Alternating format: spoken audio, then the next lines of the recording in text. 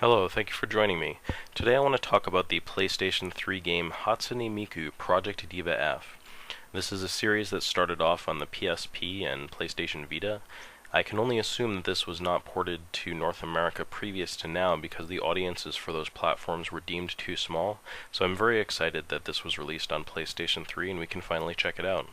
As you can see, this is a rhythm game. It features the characters and voices from the Vocaloid software, which musicians from around the world use to add synthesized voice tracks to their music.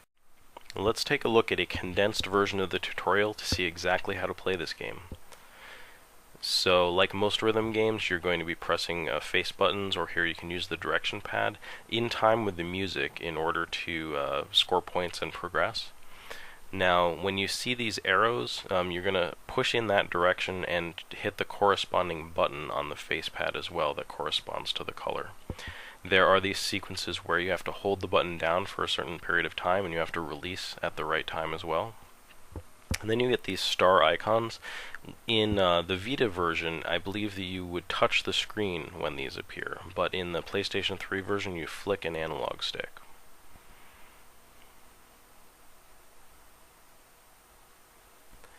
Now, there are also segments where you can score additional points. One of them is the technical zone, and this is just a regular segment, but you have to complete, all of the button press as well in order to get a boost to your score, and you can see that increases your gauge more than usual.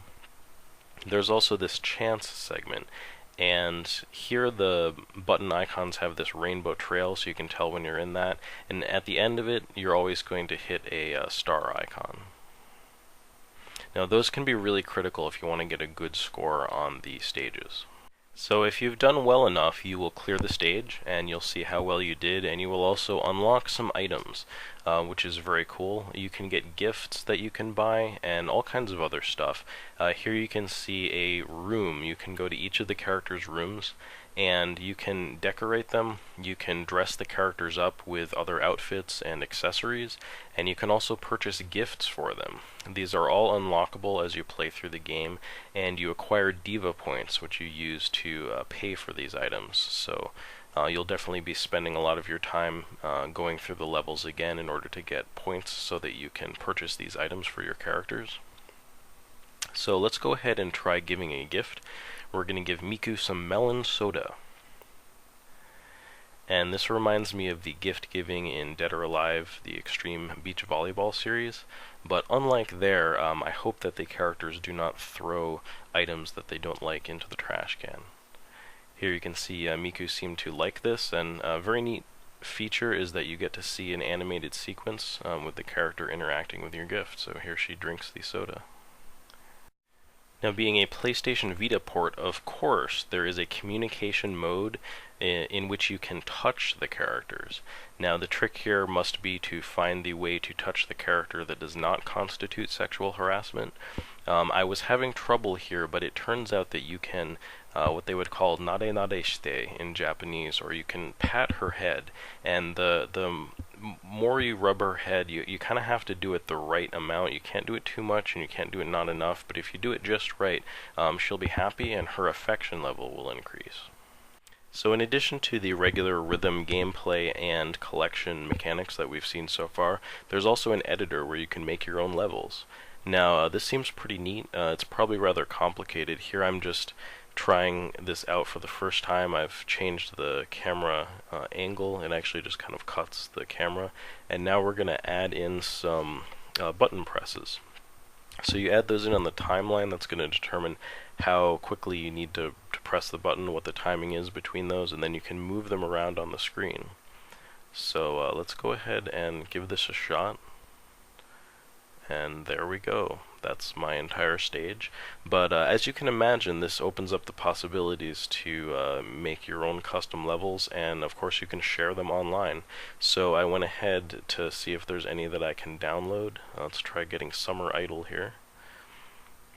One of the things that was tripping me up at first is that you have to save each of these on their own save data. So especially if you've taken the time to create your own level and you've put a lot of work into it, you want to be really careful not to overwrite that data. So we can then go into Edit Play, and play this. Now, another cool thing is that you can play these and make these to be used with any MP3s that are on your PlayStation 3. Now, you can't share those MP3s online, but you are able to, create your own custom levels with your own custom music. Additionally, there's a photo editing mode, which you can use your own photos from your PlayStation 3 and then pose the characters in various outfits and various ways and save them to the system with the save screenshot feature. Hatsune Miku is not the only Vocaloid voice to be featured in the game. Here we can see Kagamine Rin. She has a brother voice named Len. There are a handful of other Vocaloids that appear in this game, mostly the popular ones that have been around for a while, so a lot of people have done songs with them. There is a new line of Vocaloids, Vocaloid 3, which has new voices, character designs by a bunch of famous character designers, but I assume that as they become more popular and more songs are made with them, hopefully we'll see them in future installments of this game. But one of the things I really like about this is it's a great introduction to Vocaloid music, whether you listen to it already or not. I already listened to it, but I'm sure that I'll find several artists on here that I have not heard of before that I enjoy, and I'd encourage you to go to iTunes, go to Amazon, wherever you get Japanese MP3s, and go ahead and buy, songs by these artists. Support the original artists. They're making a lot of really good music. As far as a rhythm game goes, I was surprised. So far I find this really compelling. In fact, I just kind of can't put it down. It's just the right thing for me now.